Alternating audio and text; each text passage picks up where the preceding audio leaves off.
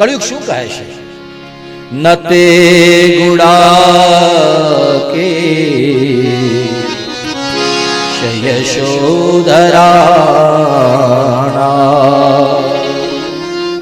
બધા જલે રે ભયમસ્તિ કિંચી નવર્તિતવ્યં ભવતા કથં ચન ક્ષેત્રે મદીયે ત્વમધર્મબંધુ. રાજાને હાથ જોડીને ઉભેલા કળિયુગને રાજા પરીક્ષિત કહે છે કે તું હાથ જોડીને શરણે આવ્યો એટલે હું તને મારી ન શકું, પણ એ કળિયુગ તું આ રાજ્ય છોડીને જતું રહે, કારણ કે તું અધર્મનો ભાઈ છે. મારા રાજ્યની અંદર અધર્મ આવે, મારા રાજ્યની અંદર દંભ આવે, મારા રાજ્યમાં પાખંડ આવે, એને હું ન સાકી લઉં, એટલા માટે તું જતો રહે. નવરતિતવ્યં તદ ધર્મ બંધો ધર્મેણ સત્યેન ચ વર્તિતવ્યે બ્રહ્માવરતે યજન્તિ યજ્ઞેર યજ્ઞેશ્વરં યજ્ઞવિતાનવી.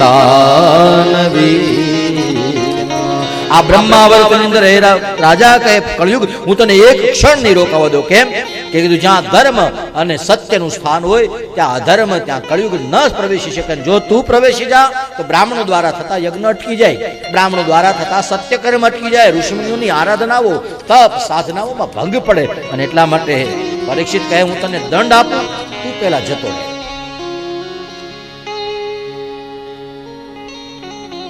હાથ જોડ્યા કળિયુગે કે ભગવાન મારો વારો આવ્યો છે, અને મારો વારો આવ્યો છે તો પછી મને રહેવા તો દેવો પડે ને. તમે રાજા છો, શરણાગતને શરણ આપવું, અને એમાંય પાછી ભારત આપણે તો શરણ દેવા વાળા છીએ ને ભગવાન. ત્યાં તને હું ન ટકવા દઉં કે તું તમારા આશ્રય આવ્યો છે. એવું લાગે તો તમે એક કામ કરો ને, ગમે ત્યાં થોડુંક વધારાની જગ્યા હોય, કોઈ ન રાખે એવી જગ્યા મને આપો. જે જગ્યા કોઈ ન જાતું એવી જગ્યા મને ઠેકાણું આપો, મારે રહેવું છે મારા પરિવાર સાથે. અને ત્યારે 4 જગ્યા આપીશ.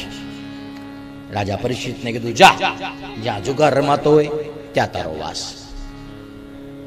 કળિયુગને આભાર માન્યો. હજી આગળ વિયો જા. ક્યાં? કીધું જ્યાં જુતમ પાન, જ્યાં વ્યસન થતું હોય, જ્યાં મદિરાનું પાન થતું હોય, કેફી દ્રવ્યો પીવાતા હોય ત્યાં તું જતો રહે. ત્રીજું જગ્યા આપી કે જ્યાં સ્ત્રી સંગ થતો હોય, અધાર્મિક વૃત્તિથી સ્ત્રી સંગ થતો હોય, અથવા તો વ્યભિચાર થતો હોય. કળિયુગને કીધું ક્યાં તારો વાસ. ચોથી જગ્યા આપી કે જ્યાં માંસાહાર થતો હોય, હિંસા થતી હોય ત્યાં તારો વાસ. 4 જગ્યા આપી. કળિયુગે પાછા હાથ જોડ્યા કે હજી એકાદી જગ્યા વધારે મળી જાય તો. તે કળિયુગને કીધું કે જા સોનામાં રહેજે. બસ એ સોનામાં કળિયુગને બધી કથામાં કહીએ છીએ તો હવે ટેવ પડી ગઈ છે, તો નકામું કીધા વિનાનું રહી જાય એટલે હું કહી દઉં અહીંયા હતો કે સોનામાં કળિયુગ છે, તમારું કોઈથી ન હચવાય તો કાલે લેતા આવજો. આવું બધે કહું એટલે અહીં કે આ શીખ્યો તેદુનું કથામાં આ એક વસ્તુ તો અમુક તો લાવવું જ પડે ભાઈ, નહીં એમ થાય કે આપણે કથા જ નથી કરીએ.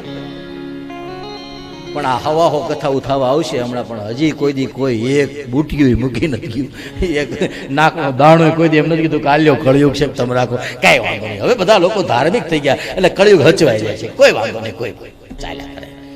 સાચી વાત છે. હું તો માનું છું એ વસ્તુની અંદર જેની પાસે વધારે હોય એને વધારે ઉપાધિ હોય, જેની પાસે ઓછું હોય એને ઓછી ઉપાધિ હોય. આ ગળામાં રુદ્રાક્ષની પહેરી હોય ક્યારેક પડી જાય, કઈ ઉપાધિ ન હોય, હરિદ્વાર જાય બીજી લઈ લઈ, કઈ બહુ કિંમતી હોય નહીં. હોનાની પડી ગઈ હોય તો યાદ રહી આખી જિંદગી ક્યાં પડી ગઈ હતી.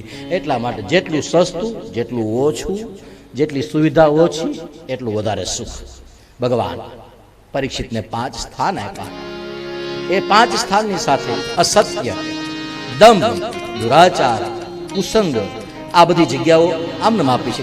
આ જગ્યાએ પણ કળિયુગને રહેવાનું. કળિયુગે પોતાના પરિવાર સાથે, પછી તો એકલો થોડો આવે. હા, અહીં કથા સાંભળવા તમે 15 દિવસ આવશો તો તમે વાટકો લઈને આવશો તો એ વાટકો દરરોજ નવો લાવશો કે એનો એ છે? નકર વાટકાની કિંમત શું હોય? તો શું તમે એ વાટકો ન દઈ શકો? દઈ શકો, પણ છતાં એ વાટકો તમારો છે એટલે તમે લેતા જજો. પાછો કાલ લેતા આવશો ને કાલ પાછા લઈ જશો ને, એવું જ કરશો ને. ક્યાંય લગ્ન કરવા જાશો તો તમે તમારો સાબુ, તમારું શેમ્પુ અલગ હોય તો લેતા જાઓ. પછી લગ્ન પૂરા થાય તે આવો તે મૂકતા આવો કે લેતા આવો. કેમ? મારું છે એટલે લેતો, કઈ નવીન વાત નથી. તો બસ સેમ સીધી વસ્તુ છે. સતયુગ આવ્યો તો સત્ય એનું આભૂષણ હતું એટલે જોતું હતું લાવ્યો તો એ જતો રહ્યો તો એ હારે લેતો ગયો. દ્વાપરમાં પવિત્રતા જરૂર હતી, લાવ્યા હતા. દ્વાપર પૂરો થયો એટલે જતી રહી. અને તપ, ત્રેતામાં તપ હતું, ત્રેતા પૂરો થયો એટલે અત્યારે તપની વાતો થાય. તપ બપ કઈ થાય નહીં. હવે આવ્યો કળિયુગ, તો હવે પછી કળિયુગ આવે તો જેને જે જોઈએ એ તો હારે લાવે છે. હા, ઘણી વખત તમે બહાર જઈએ ને, વિમાનની અંદર માવા છોડતા હોય, વિમાનની અંદર આપણને એમ થાય અહીંયા નકર ક્યાંથી તોય આવી જાય ગમે ત્યાંથી. કેમ? વિમાનમાં બેઠા હોય ત્યાં પછી પોતાનું વ્યસન સાથે લઈ જતા હોય. તો એક 5 રૂપિયાના માવા વિના ન હાલતું હોય તો કળિયુગને એના અપલખણ વિના હાલે ન ચાલે. એટલે એ આવ્યો એકલો નથી આવ્યો, અસત્ય એની સાથે આવ્યું, દંભ એની સાથે આવ્યો, પાખંડ એની સાથે આવ્યો, વ્યભિચાર એની સાથે આવ્યો. આ જુગાર આદિ આ જે કાંઈ દેખાઈ રહ્યું છે, ફેશન બેશન, એ બધું એ કળિયુગની દેન છે ભગવાન. અને જુઓ તમે, એ જ પાખંડ છે, એ જ વધારે અંજવાળું દેખાય.